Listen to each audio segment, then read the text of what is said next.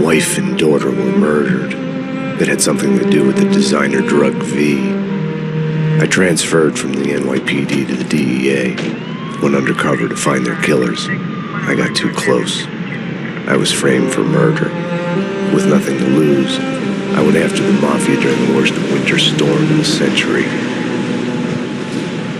My first stop was Vinny Gagnetti, a lowlife in the habit of taking his frustrations out on underage call girls. I left him bleeding in an alley after I'd gotten what I wanted out of him. I met Mona Sachs in a gothic nightclub, Ragnarok. She was a hired killer. We were after the same man, her sister's sadistic husband. I was drawn to her for all the wrong reasons. I made a deal with Vladimir Lem. The Russian was a smooth operator.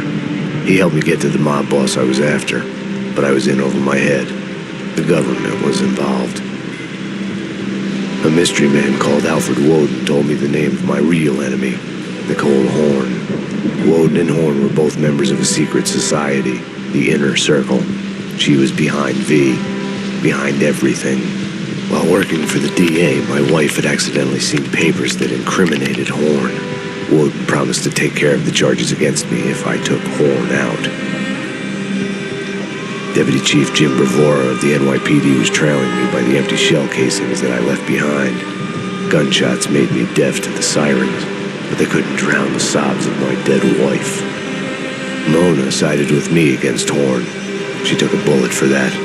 Her body disappeared behind closing elevator doors. I killed Horn.